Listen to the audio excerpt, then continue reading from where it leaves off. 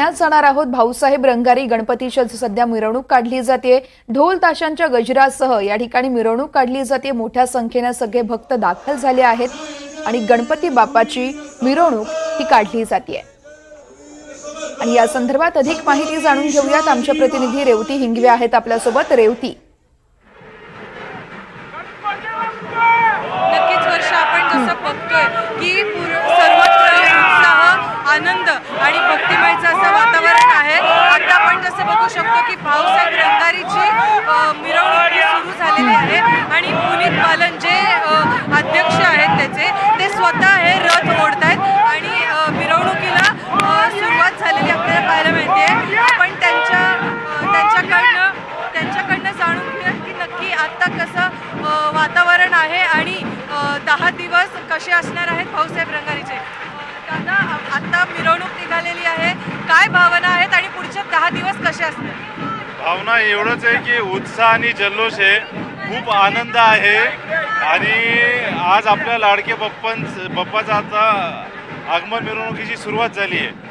ठीक 12:30 वाजता पद्मश्री कैलाश खेर यांच्या हस्ते श्रींची प्राणप्रतिष्ठाची स्थापना होतील आणि या 10 दिवसात धार्मिक कार्यक्रम आणि परंपरा जपून जे पण कार्य सगळं होणार आणि जोरदार उत्सव होणार आहे।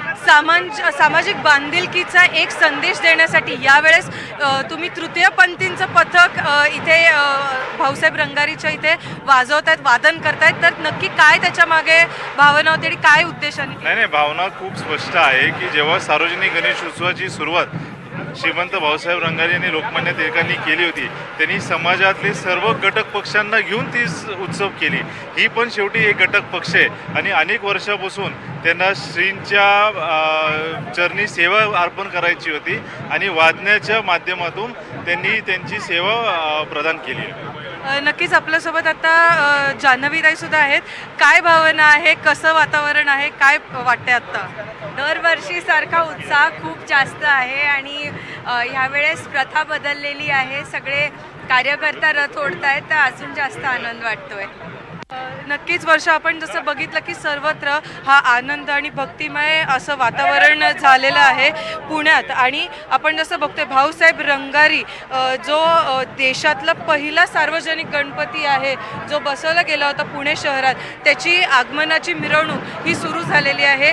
इकडनं ते बाजीराव रोड, आप्पा बळवंत चौक, तांबडी जोगेश्वरी आणि तिकडनं पुन्हा एकदा त्यांच्या मंडळात म्हणजे भाऊसाहेब रंगारी या मंडळात ते पुन्हा एकदा येणार आहेत आणि तिकडनं पुढे 12:30 वाजता कैलास खेर यांच्या हस्ते प्राणप्रतिष्ठा होणारे वर्षा। निश्चितच रेवती, या सगळ्या वातावरणातील सगळ्या या खरं तर घडामोडींवरती तुम्ही असंच लक्ष ठेवून राहा। प्रत्येक अपडेट तुमच्याकडून जाणून घेत राहणार आहोत। तुर्तास धन्यवाद।